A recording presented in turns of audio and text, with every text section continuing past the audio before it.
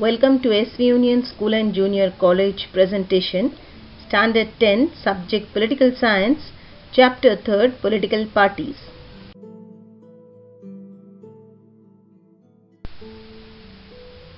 Here is a lesson, Political Party, children. And before starting with the actual lesson, I want to give you a few points what we are going to cover in this and what political party actually stands for. So here is a definition for the political party.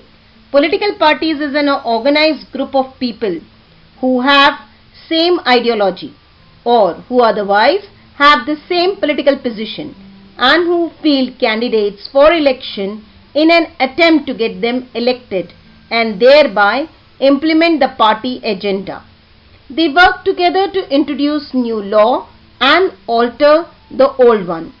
And the main components of the political party are three, children. They are the leaders, the active members and the followers. So here you come to know what are the political parties and what are the three components on what basis the political party works as the leaders, active members and the followers. Now main points what we are going to cover in this lesson are what we are going to actually see about the political parties, functioning of the political parties, how many types of political parties or parties should we have, need of the political parties, national parties of India, the state parties, that is the regional parties of India, and challenges in the democracy. So all these points we are going to cover in this lesson, children.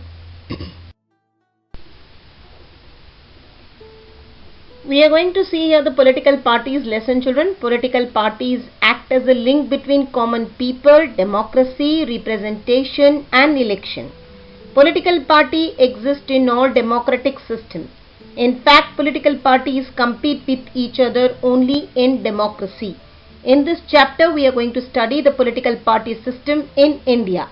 So before going in the detail, first we should know how political party act as a link between the common people. So it's a group of the people who share the same ideology about the country should be governed. They work together to introduce new law, implement new laws and make changes in the older one which is already existing. So its political parties play an important role in solving the issues, implementing the new things for common people through democracy. Now what is democracy? Democracy is by the people, of the people and for the people. Now how through the democracy representation and elections can be done? See, representations are the ways of by the way of the fair elections. Government the party which get the majority can form the government. That's how the representation and election works, children. Coming to the next point, political party exists in all democratic system means political parties in democratic systems for the people is to practice law, constitution. There are independent judiciary which is headed by the Supreme Court in India. It consists of Parliament and the people of India. So we can practice this democratic system through Supreme Court, local courts, high courts, all these sectors. In fact, political parties compete with each other only in democracy means political parties can compete through elections in democracy by doing the fair election and forming the clean and neat government. So in this chapter we are going to study the political party system in India. Continuing with the political parties, first we should know about the basics of that, and the basics of that are institutions, organizations. So what are the difference between the political parties and institutions and organization? We are going to see here, children. In our surroundings we see many groups, institutions, organizations working for the achievement of some objective. Some organizations take in resolving social problems. You may have read about the various movements and their work. Just as there are active groups, institutions and movements, similarly there are political parties who contest elections. Political parties are also like social organizations, but there is a difference between political parties and other institutions and organizations in a society. So talking about the groups, institutions and organization, or say NGOs, now you might have heard this word in very frequently about the NGOs. They are also the group of the people who work for the social cause. So many groups and institutions are there who work for the social cause, means solving the social problem of the people in their area, in their state. That's how they form smaller group to the bigger group, and these organization later turns on to the political parties also. But what is the difference with both of them is that political parties can only work when they get the power in their hand, when they are holding power in their hand, whereas social organizations, institutions and group doesn't need that. If they want to work for any social cause, they don't need any power. They can work on their people with same ideologies, with same opinions, come together and from the groups or institutions or organization and work for the achievement of some objective, means they have some goals. Now to solve the water issue, then the electricity issue, then the garbage issue. So whatever the social problems people are keep on facing, they want to solve one after the other, but they don't have to get the power in their hand for solving such issues. Whereas political parties can only solve these things only by contesting the elections. They get power in their hand, and by holding the power in their hand, they can work for the welfare of the people. That's the big difference between these organizations and the political parties, children.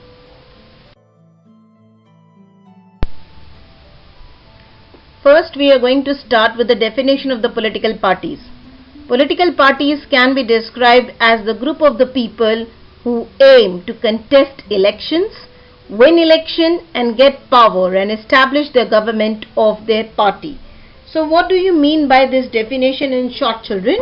Political parties is an organized group of the people who have the same ideology or otherwise who have the same political positions and who field candidates for election in an attempt to get them elected and thereby implement the party agenda.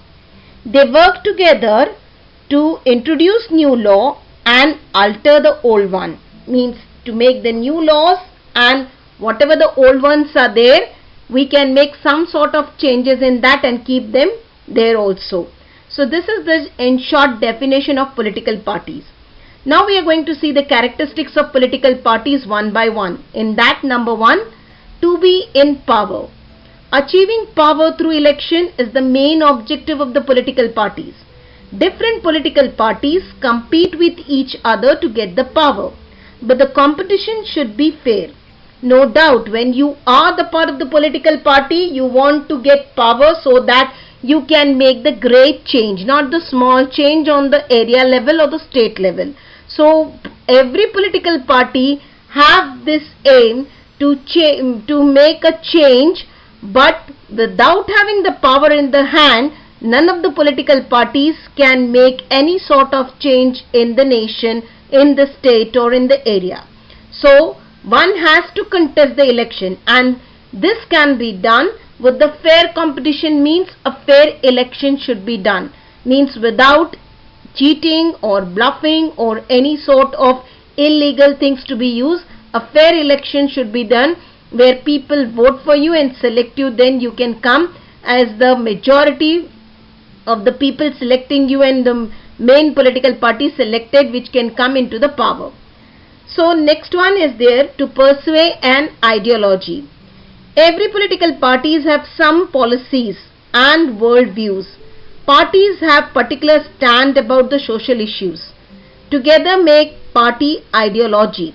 The people who considered any specific party ideology acceptable support the political party. Social support received by a political party is called as mass base of the political party. In modern time, all the political parties have some ideologies. So same ideologies. So it's difficult to differentiate parties based on ideologies.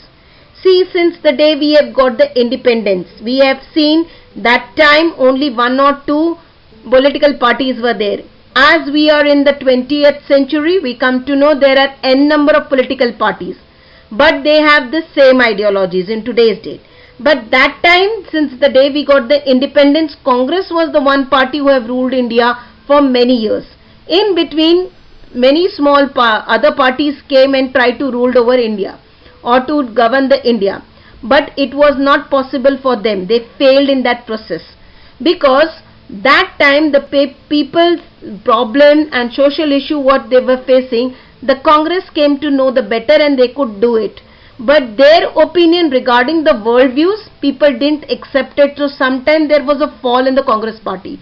This shows that every political party have different ideologies.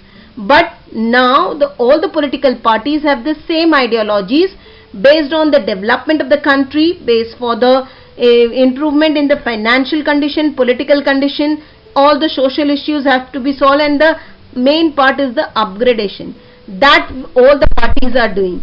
So they have the same ideologies today. That is the reason we can see for the past 5 years BJP has already ruled, and it is going in the process because people are much familiar and used to the ideology of that party.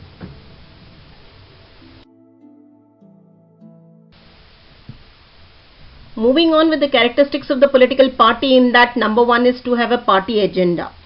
Party agenda is prepared on the basis of party ideology. They implement agenda after they get political power. If they do not get power, they try to get support of the people on the basis of this agenda. First of all, what is the meaning of agenda here, children? Agenda are the main points which every party has the task to prove themselves. They are going to solve these particular things and they are going to prove the people that this is the party which is really going to work in the favor of them. That important points are called as party agenda. So here, every party works on specific principle, that is called as ideology. They implement agenda once they are in the power. But if they are not in the power, they try to get people's support on the basis of this agenda. So, a good example of that is, like now the party which is ruling party in India is the BJP. Now BJP has won the elections on one tagline, Achhe Din Aayenge, and they are trying to bring it. But does not have to take the support of agenda. Means they did not show the agenda, their agenda before coming into the power. But now as they started getting the support which they have proved by coming into the power for the next 5 years, they have tried to put the agenda in front of the people. Like last 5 years when they were in the power, they have done the GST tax implementation, that is one tax. Then currency, overnight our Prime Minister have changed the currency, which was a major change. Till now any Prime Minister who has not bought this. So some important decisions like this which are not mentioned in the agenda, by getting the people's support, they try to implement new things, and which BJP has done. So this point, to have a party agenda, is been proved practically today's day. Second point is to establish government. Political parties establish the government and govern the nation. The political parties which get majority in elections forms the government. The parties which do not get majority act as an opposition party. Children, if you all remember last year when BJP got the full support, like most of the seats were won by the BJP and very few were divided among Congress and other some parties, Aam Aadmi and different parties which are there. But most seats which were won by the BJP and that has been ruling, that party is called as the winning party, which has proved its majority in the parliament. Most of the seats were won by the BJP all over the India. And the party which were not able to win the majority, that is the Congress, which have been ruling for so many years, that is the main opposition party, and many more are also there who have been running in this race of becoming showing their leader as a Prime Minister. Next characteristic is to act as a link between the government and the people. Political parties communicate the demands and complaints of the people to the government. The government tries to get the support of the people for its policies and programs through political parties. Now what does this points mean? See, political parties working area level is on the state level and to get and try to solve the problems only on the area level, state level, and when it comes to the national level, then the problems and demands which has to be solved on the national level, they have to go through the parliament. Like women, most of the women which were facing most of the problems, so many new implementation in the constitutions were brought regarding the women's, and that changes in the constitution or new implementation in the constitution was brought through the parliament only. So one has to act as a link between the government and the people. And who has done this? seeing to the people's problem, political parties raise this point in the parliament and the parliament approve it, and the new constitution regarding the women's was being made. So like this, complaints and demands are being passed from the common people to the government, which political parties act as a link there, children. Changing nature of the political party system in India. In that first point, Congress party was strong party, had majority at centers of states. Indian politics was controlled by the Congress party. This era was described as single dominant party system. Number 2, the non-Congress parties came together and challenged single dominant party system in 1977. Third point, after 1989 Lok Sabha election, the system of one party came to an end. Different parties came together to form coalition government. Both Bharatiya Janata Party and Congress Party made an experiment of a coalition government. The coalition government system was established in India.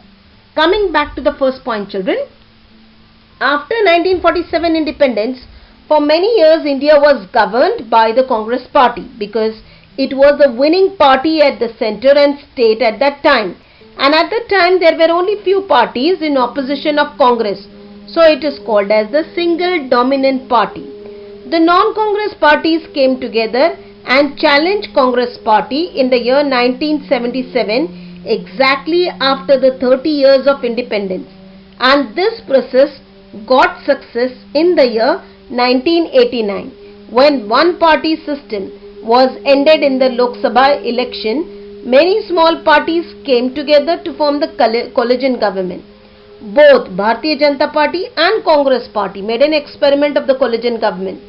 Means government formed by combining more than one party, as one party was not able to prove majority. Since 1989, coalition government system was established in India.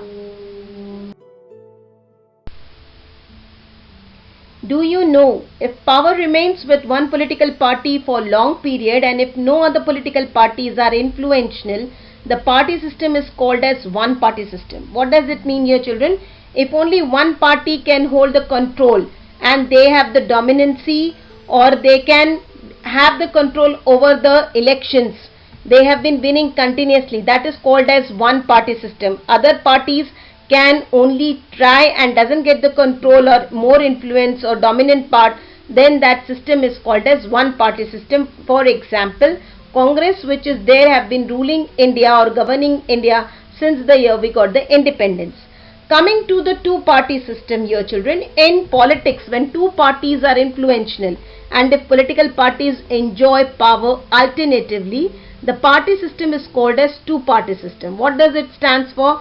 A two party system is a party system where two major political parties dominate the political landscape.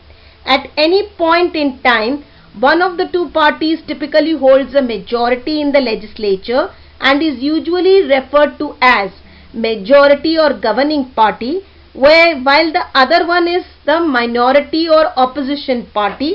Then that system is called as two party system of the political parties. Then coming to the multiple party system, children, when many political parties compete for political power and more or less they are equally influential, the party system is called as multiple party system. Means in a political system in which multiple political parties across the political spectrum run for the national election and all have the capacity to gain control of government offices separately or in coalition, then that system is called as multiple party system. The national parties and the regional parties. To get recognition as a national party, the Election Commission has prescribed the following condition. A political party should secure minimum 6% of the valid votes in 4 or more states in the earlier Lok Sabha or State Assembly elections. Minimum 4 members should be elected in the Lok Sabha from any state in the earlier election. Or candidate of a party should be elected from minimum 2% of constituencies out of the total Lok Sabha constituencies and minimum of 3 states. What does it mean, children, here? The meaning of this is that national party is a political party. We can give this recognition only when it secures a minimum 6% of the valid votes in 4 or more states in the earlier Lok Sabha or State Assembly elections. Also, at least 4 members should be elected in the Lok Sabha elections from any state or states in the earlier election. The next alternative to this is the alternate by which the party can be recognized as a national party is that a candidate of a party should be elected from minimum 2% out of the total Lok Sabha constituencies. That is, out of 543, minimum 3 members, 3 states should have the seats of this particular party, which is to be recognized as a national party. Some of the national parties which are at present, I would like to give you all the example, children, are Bharatiya Janata Party, Communist Party of India, Bahujan Samaj Party, Nationalist Congress Party, and many more are there. I just gave you all the few examples.